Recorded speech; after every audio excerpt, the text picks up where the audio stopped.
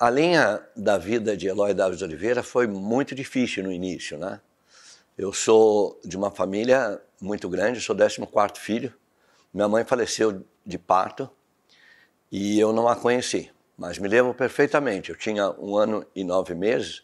Dizem que a gente lembra as coisas ruins da vida, né? E as coisas boas a gente esquece rápido. E eu lembro perfeitamente a ambulância levando minha mãe. E de lá para cá a vida foi muito difícil. Meu pai era muito pobre também, não havia estudado também. Morávamos num sítio de favor, então meu pai deu todos os filhos, aos tios, às tias, por parte de pai e mãe. Eu fui o único filho que fiquei com ele. Até os 3 anos de idade eu andei com ele dormindo na casa das minhas tias. Elas não gostavam muito, porque naquela época os colchões eram de palha, os travesseiros de pena e as cobertas também. E eu fazia xixi, era muito novo, né? Mas sei que meu pai conviveu muito tempo com isso, até que um dia ele me deixou na casa da minha irmã, que havia casado com 14 anos, a Dina, e ele foi para Porto Alegre. São 30 quilômetros de onde eu estava, Esteio. E aí minha irmã me deu um banho, me trocou a roupa e não me entregou mais a ele. Eu fiquei com ela. Então, ele era um cara muito bom, meu cunhado, ele trabalhava, era um contador já, e o sonho da minha irmã era trazer os irmãos para casa. E ela foi trazendo 1, 2, 3, e parou no 4º irmão. Mas meu cunhado tinha um problema, ele bebia um pouco. Então ele voltava do trabalho e ele bebia um pouco. E ele incomodava depois da bebida, mas no dia normal dele era uma pessoa excelente. Como a gente sabe que a bebida é uma doença, a gente contornava muito aquilo. Mas eu fui crescendo e eu comecei a vender pastéis aos 8 anos de idade. Minha irmã fazia pastéis. Ela perdeu o emprego dela, ela trabalhava numa empresa de fogões e ela perdeu o emprego e teve que fazer, então, pastéis para vender. Meu outro irmão era cobrador de ônibus e os meus outros irmãos vendiam pastéis como eu. E eu saía e já era um bom vendedor, já queria ir para a cidade, pegar o bonde, pegar o ônibus, ir para a cidade. E às vezes os caras passavam em frente à minha casa e me deduravam para minha irmã que eu tinha ido para a cidade. Chegava em casa, apanhava, claro, eu era terrível. Então, eu como vendedor, eu sempre adorei vender, mas eu era completamente gago. Então eu vendia pastéis e as pessoas falavam, vai mamar no bode, porque eu falava que, né? E eu acho que isso me deu uma vontade muito grande. Olhando pela manhã, eu vendia pastéis na cabeceira da pista do aeroporto Salgado Filho, aos caminhões de cevada da Brahma, que a cevada depois de curtida, ela serve para os porcos, né? E ali os caminhões encostavam, e eu vendia pastéis ali. Aí eu olhava para a pista e falei, pô, um dia eu vou trabalhar nesse negócio. Adorava os aviões decolando e aterrissando, né? E aí, aos 8 anos e meio, esse meu cunhado andava muito mais nervoso e ele, com o vício da bebida, ele mandava eu buscar cachaça para ele à tarde, quando ele chegava. E minha irmã dizia para mim, se você buscar cachaça, eu vou te bater. Ele falava, então, se você não buscar, eu que vou te bater. E eu uso isso até os dias de hoje, né? Você quer ser mandado embora por fazer ou por não fazer? É melhor você fazer. Ser mandado embora por fazer do que não fazer. Isso foi um estudo de vida muito grande para mim. Sempre fiz. Não importa o que as pessoas vão falar. Se alguém mandou você fazer, você vai e faz. O importante é fazer. E não dizer, eu não vou fazer. Por que você não vai fazer? Se você está pago para fazer, vai e faça, né?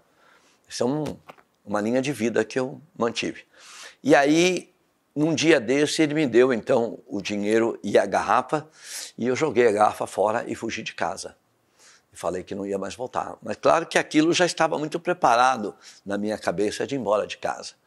Fiquei um bom tempo no centro de Porto Alegre e lá tinha um detetive do juizado de menores que chamava-se Walter. Então eu falei, se um dia eles me prenderem, eu vou dar meu nome de Walter. Foi o que aconteceu. Fiquei um bocado de tempo no mercado de Porto Alegre até que o juizado me pegou na rua. Aí dei meu nome de Walter, porque eu não queria que ninguém me pegasse lá no juizado. Minha família principalmente. Não queria voltar para casa, sabia que eu ia apanhar de novo. Aí um dia meu pai foi lá no juizado e gritou meu nome. E eu jogava bolinha, sempre gostei muito de jogar bolinha. Aí eu olhei para trás, me dedurei, me levaram para casa. Deu um mês, fugi de novo de casa. Aí já fui mais esperto, não quis ficar em Porto Alegre. E eu fui pegando carona, então eu mentia que eu tinha uma tia em São Leopoldo, de São Leopoldo a Novo Hamburgo, ali é Feliz, Caxias, São Marcos, Vacaria, e vim embora, até Mafra, no estado do Paraná, e Rio Negro é a divisa de estado. Lá eu fiquei sempre na carona, de caminhoneiro. E normalmente eu pegava as caronas nos postos de gasolina. E aí eu trabalhei numa padaria, tive um incidente muito grande, porque eu fui levar uma prancha de pães até o forno e deixei cair. Aí o padeiro me chamou de boca aberta, aí eu chamei ele de corno. Aí ele correu atrás de mim e me quebrou os 2 dentes da frente. Então foi muito difícil para mim, sem documento, sem nada, não podia dar parte nele. E vim embora para Curitiba. Muito frio, passei muito frio em Curitiba, vendi jornal, engraxei, dormi em albergue, trabalhei numa peixaria com uma família chinesa, tinha que levantar muito cedo por causa do peixe, né? Veio muito cedo. E de lá eu vim para São Paulo, que era o meu sonho. Queria vir para São Paulo de qualquer maneira. Cheguei na Praça da Sé e eu falei, aqui eu vou ficar. Por quê? Naquela estadia que eu fiquei no Juizado de Menores, eu conheci um paulista. E ele me botou na cabeça que São Paulo era a terra onde as pessoas podiam vencer, né? Falei, vamos embora. Cheguei em São Paulo, fiquei mais ou menos uns 3 meses na Praça da Sé, vendendo jornal, engraxei, até que o Juizado de Menores me pegou. Ou eu dormia na rua, ou eu dormia no albergue, quando tinha dinheiro. E aí me levaram para o Juizado de Menores, me deram um passe de ônibus, botaram num ônibus, na aviação Minuano, e me levaram para Porto Alegre.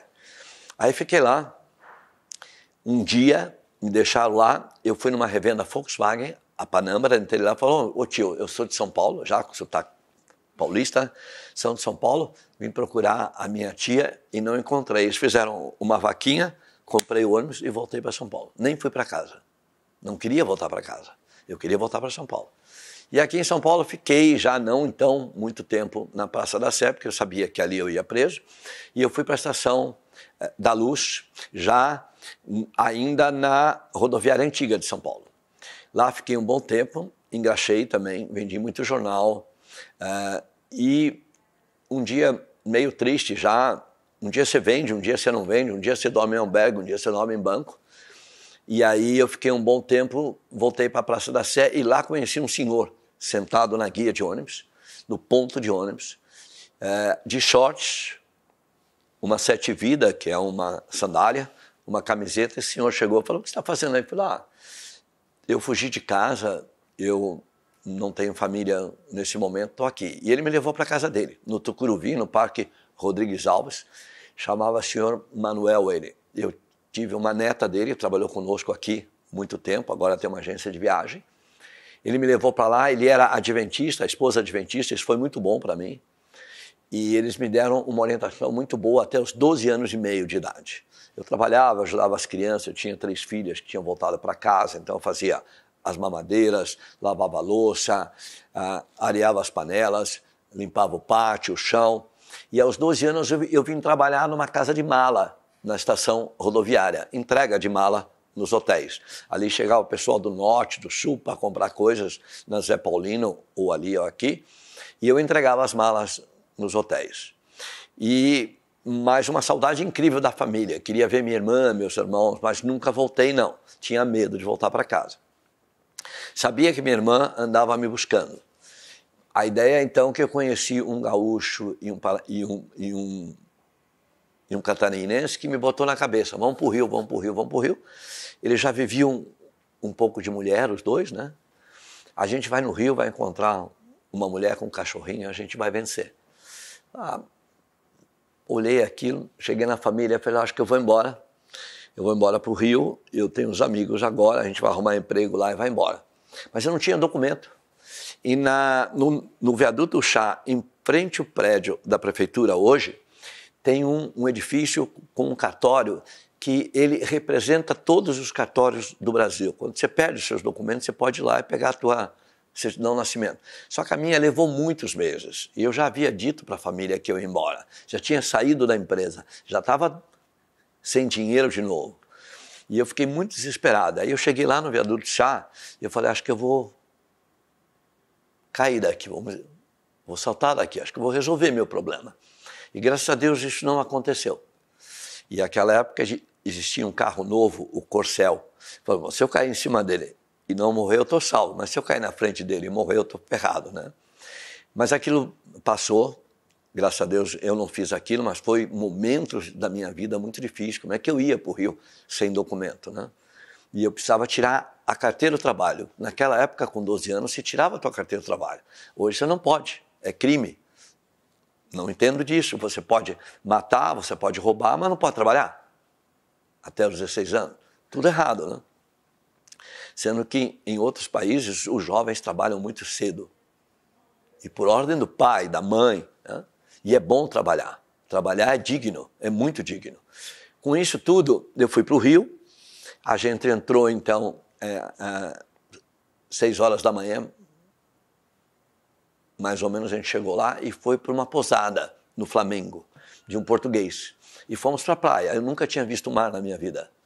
Aí, às 5 da tarde, eu estava com uma insolação. Aí fomos para um pronto-socorro no Botafogo, onde ficava o campo do Botafogo. Está lá, esse pronto-socorro até hoje, ao lado do Canecão. Fiquei lá mais ou menos 15 dias, tomando banho de vaselina, até que eu voltei e eles disseram para o português que não estavam pagando porque eu que tinha dinheiro eu estava no hospital. Logo à noite a gente fugiu pelo telhado, para a obra ao lado, e aí saiu. E aí começou a minha vida mais difícil, que era a vida de rua no Rio de Janeiro. Lá tinha mais gente na rua do que em São Paulo. Então comecei a lavar carro e guardar carro. E a Avenida da Atlântica estava em obra. Estavam tirando areia do mar para fazer a Avenida da Atlântica. Ela era muito pequena. E eu comecei a guardar carro em frente ao Copacabana Palace. E aí eu conheci um guia turístico chamado Paulo Geraldo Silveira Tavares, da Stella Barros. E ele deixava a Kombi dele, naquela época era Kombi, não havia as vans, né? Para deixar os turistas que a Stella Barros fazia. Ela fazia muitos grupos para a Disneylândia. Não havia Disney World ainda, só a Disneylândia em Orlando. E ele trazia grupos de lá, no carnaval, principalmente nos voos extras que ela fazia com a Braniff ou com a Varig ou com a Panam. E ele pegou muita confiança em mim e me arrumou, então, um emprego de office boy aos 12 anos e meio na Stella Barros Turismo, já ainda sem os dentes da frente. A Stella, uma pessoa maravilhosa. Eu não falava muito bem o português, eu ainda falava caça, cação, soldado, eu ainda falava um português muito ruim. Ela me ajudou a falar o português, ela me levou na Universidade Federal do Rio de Odontologia, perdão, lá no Rio de Janeiro, me fez os 2 dentes da frente, os pivôs, e eu comecei, então, a ser o office boy dela. Fazia café de manhã para ela, dormia num sofazinho preto que ela tinha, de 2. Ela descobriu depois de alguns meses que eu não morava em nenhum lugar, que eu morava de favor, ou dormia em albergue. E aí, então, ela deixou dormir na agência desde que eu fizesse o café da manhã para ela e escovasse os dentes, claro. Então, foi uma mulher maravilhosa, me ajudou muito até os 16, 17 anos de idade. Fiquei lá com ela, então aprendi a ser um bom office boy. Ia buscar na cidade os bilhetes. Naquela época, os bilhetes você tinha que ir na companhia aérea para retirar. Então, essa foi minha história no Rio de Janeiro com ela, até que essa minha irmã veio para São Paulo. E aí, quando ela veio para São Paulo, eu vim, ela estava com 6 filhos, meu cunhado bêbado e agora o meu irmão maior bêbado também. Porque ele cantava e ele só cantava se estivesse bêbado, né?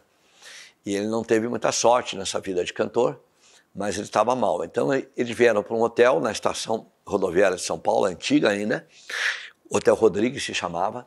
Eu vim do Rio para cá ficar com eles na época do quartel. Ninguém queria me dar emprego aqui. Até que eu consegui um contador da Bradesco Turismo que me deu emprego. Aí eu comecei na Bradesco Turismo, fiquei um bom tempo lá, conheci minha mulher lá, me casei lá. Minha mulher fala que eu fui violentado já que me casei com 20 anos. Ela disse que eu era virgem, né? Mas não tem problema. Aí nos casamos muito cedo. E eu comecei, então, a trabalhar com ela, fui para Porto Alegre com ela, mudamos para lá os 2, nos transferimos, perdemos tudo que nós tínhamos lá, roubaram nosso carro, perdi o emprego, foi terrível. voltamos para São Paulo, fui para casa do meu sogro até que eu arrumei um emprego, e eu arrumei um emprego na Linhas Aéreas Paraguaias. Então foi sensacional, porque aí eu estava de novo vendendo. Adoro vender, sou louco por vender. Se eu tenho uma profissão é esta, vendedor. Não gosto de administração, finanças, não gosto nada. Apesar da crise que eu passei agora, eu aprendi muita coisa. Mas sempre gostei de ter gente ao lado de mim. Acho que uma estrela, ela não brilha sozinha, ela brilha com várias estrelas ao seu lado, né? Então essa foi minha vida até que eu cheguei aqui em São Paulo, consegui esse emprego na Bradesco, logo em seguida eu fui para o quartel, quando voltei, já fui para as Linhas Aéreas Paraguaias, já tinha voltado de Porto Alegre também, então entrei na Linhas Aéreas Paraguaias, que era uma empresa completamente sem dinheiro. E é muito importante quando você trabalha numa empresa em crise, você aprende mais. Você tem uma doutrina incrível, que é a busca do dinheiro, quase que diário para abastecer. E eu tinha um crédito muito grande no mercado, as pessoas confiavam muito em mim como vendedor. Então eu vendia antecipadamente 1.000, 2.000 bilhetes para as agências de viagem, antecipadamente. Eles pagavam, chamava-se MCO, esse documento da IATA, para que eles pudessem abastecer. Nós tínhamos 3 voos para a Europa, Madrid, Frankfurt e Bruxelas, e um voo diário para Miami, com os Boeings 707. E tinha 3 elétricas que fazia São Paulo, Assunção, Buenos Aires, Montevidéu, Santiago do Chile e Lima, no Peru. Então eu peguei uma credibilidade muito grande no mercado. Só que como eles tinham essa necessidade de dinheiro, eu já tinha 2 filhos, eu facilmente perdi o emprego com eles, porque eu vendia antecipado, automaticamente sobrevendia os voos. Não havia lugar para embarcar todo mundo do dinheiro recebido. E isso chama-se overbook. Eu fazia overbook nos aviões. E aí tinha um general que gostava muito de mim, que era o presidente da empresa, mas ele me demitiu 2 vezes por causa disso. Mas eu explicava, mas general, vocês precisam do dinheiro, eu arrumo o dinheiro, e o senhor não tem o lugar, aí é problema seu agora, não é meu. Não gostava muito disso. Aí ele mandou embora 2 vezes, a 3ª vez eu falei, chega, não volto mais. Aí eu consegui, dentro do Hotel São Rafael, vendi minha casa por causa disso, fiquei desempregado, vendi minha casa, já tinha 2 filhos, e era uma casa no BNDES, BNH ainda, financiado, né? E eu não podia pagar a prestação, porque perdi meu emprego com 2 filhos, minha mulher não trabalhava. Eu fui para dentro do Hotel São Rafael, numa representação de hotéis que eu peguei, do Paraguai e do Chile, chamava-se Pan-Americana de Hotéis. A família Més me ajudou muitíssimo, Ernesto Més e Dom Pedro Més. Eles me ajudaram muito. E com isto, eu fui refazendo a minha vida. Consegui comprar a minha casa antes de leiloar, porque o cara que comprou também não pagou. E eu consegui, então, refazer minha vida ali. Ali nasceu a Edo, tá bom? No dia exatamente 5 de novembro de 74, com 2 filhos. Depois tive mais 2 filhos, eu com 28 anos tinha 4 filhos. E minha mulher sempre me ajudou muito. Eu trabalhei muito, eu não tinha hora para ir para casa. Era 9 horas da manhã, eu estava indo para casa, já que os voos saíam todos de madrugada. Fazia Assunção, São Paulo, Madrid, ou Frankfurt, ou Bruxelas, ou Miami. Então, e sempre lotado. Então, eu sempre gostei disso, da venda.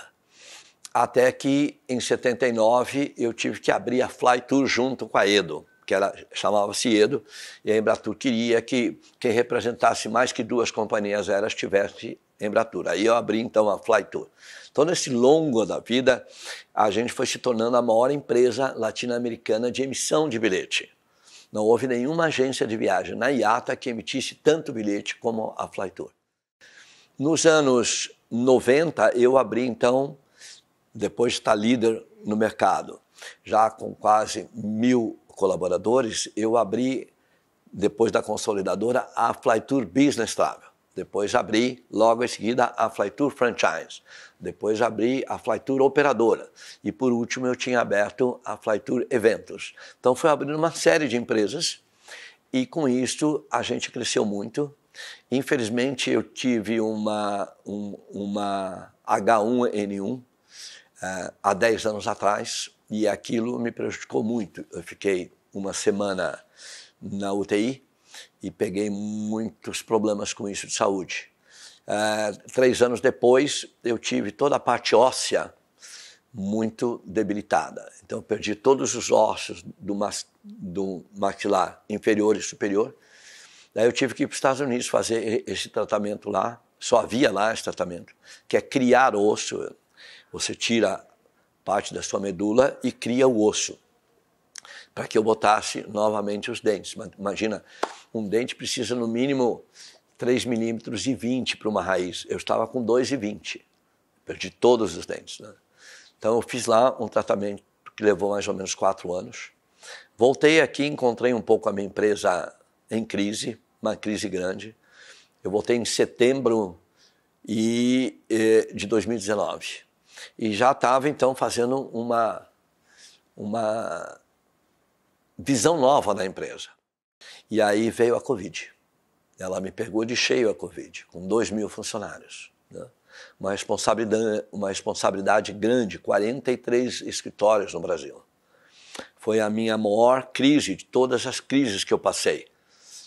A Guerra do Golfo, Plano Cruzado, Plano Collor, todos os planos que você pode imaginar, eu suportei. Sempre investi muito em imóveis, então nos planos eu vendia um pouco de imóvel para suportar.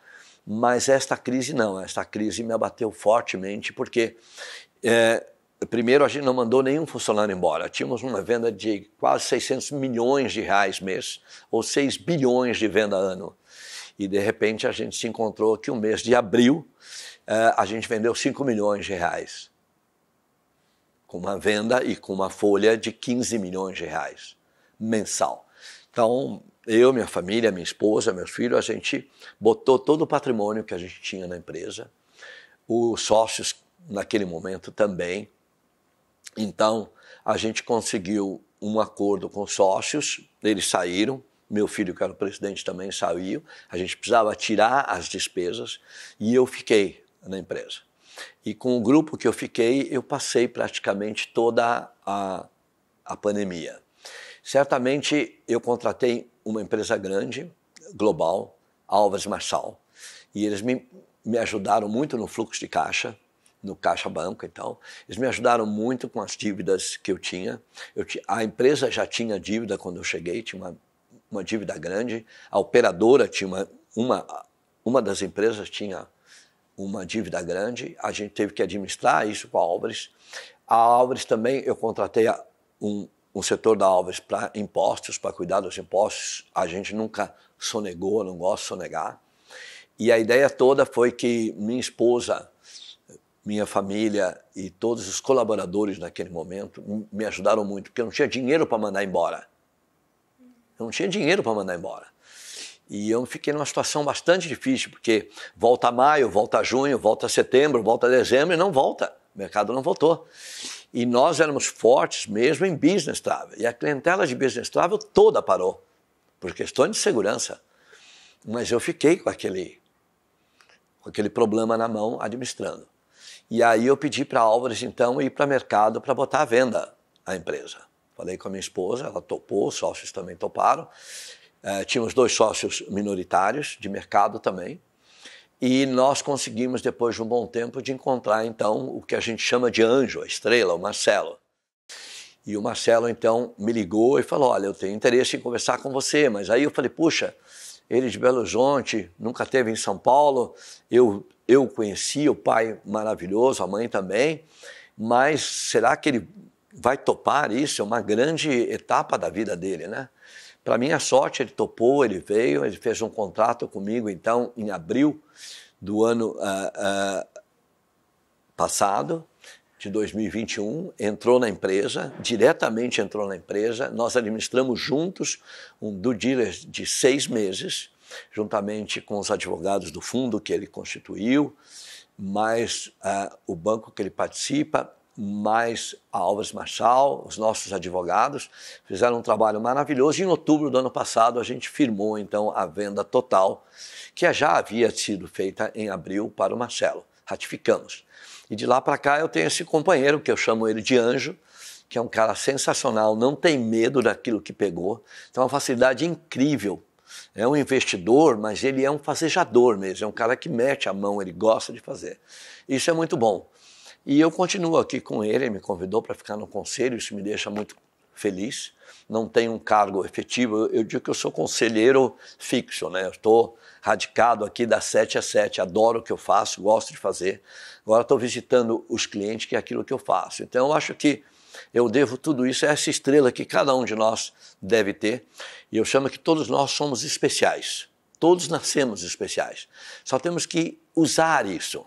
Se a gente não usar esse nosso lado, não ir atrás daquilo que a gente gosta de fazer, do sonho que a gente não consegue. Não deve desistir do seu sonho. Acho que isso fez com que eu não quebrasse, que eu não tivesse pedido a falência, ou alguém pedido a nossa falência e realmente tivesse levado a empresa à falência. Os funcionários voltaram agora a trabalhar, eu tenho visto muito agradecimento pelo trabalho que a gente fez, e a luta toda agora é manter a empresa. E o Marcelo está fazendo um trabalho de administração muito bom, ele trouxe gente muito competente do mercado e outros fora do mercado, então desde marketing, desde a parte financeira, de produto, de RH. Então ele trouxe gente muito competente, eu estou muito contente em estar trabalhando com ele. É um orgulho saber que a Bfly nasceu de uma fusão da Flytour e a Belvitur com um monte de empresas que ele havia comprado. 21 da minha parte e as outras 10 que ele havia comprado já no seu fundo de investimento que ele tinha. Mais startups em tecnologia, isso ajuda muito a sinergia que devemos ter para manter a clientela. E agora o mercado está voltando e nós estamos nos aprontando para que o cliente, eventualmente, o que não voltou ainda foi o business travel, mas está voltando fortemente.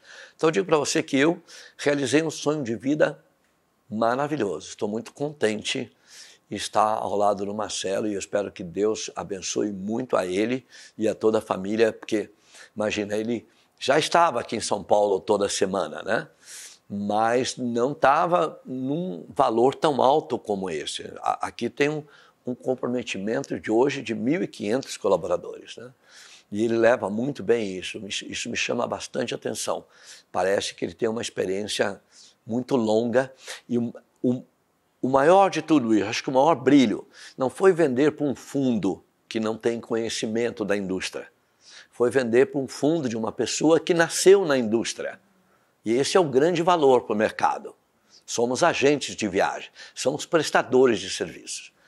Olha, eu não diria que eu faria tudo de novo, eu continuaria, porque eu ainda não fiz. Eu sempre digo que eu ainda não comecei. Então eu digo para aquele que sonha em fazer, vai e faça. Porque se você não souber, você não sabe. E só aquele que faz, sabe. Então não deixe para trás seus sonhos, eu faria tudo de novo. Eu estou muito feliz pelo que fiz, tenho 71 anos, não me sinto cansado, estou ótimo para trabalhar, adoro viajar, adoro um bilhete aéreo. Quando vejo um bilhete aéreo, eu já começo a tremer. Então eu gosto do que faço, eu acho que tudo aquilo que você faz, daquilo que você gosta, você faz bem feito. Só não deixe de fazer, não tenha medo. Todo mundo tem medo, eu tenho medo. Imagina os medos que passei aqui. Mas acho que o medo é o maior desafio do ser humano. Lembra, somos especiais, temos cada um o seu lado bom da vida. E nunca para o mal, sempre para o bem, sempre agradecer. E eu agradeço muito. Eu não tinha família, e eu constituí uma família. 4 filhos, 7 netos, as noras, e aqueles que ficaram comigo na Flytour também, que a gente construiu uma família, os filhos deles, as esposas deles. Então, acho que gostar do que faz é fundamental. Acho que cada um deveria entrar nas empresas e depois buscar o departamento que ele gosta de fazer. Acho que eu fiz toda a minha vida o que gostei, vender. Né? Sempre, e vou continuar vendendo. Acho que essa é a minha última ideia de vida, é continuar a vender e continuar vivo. Eu quero trabalhar até o último dia da minha vida. Isso. Então essa é a minha vida.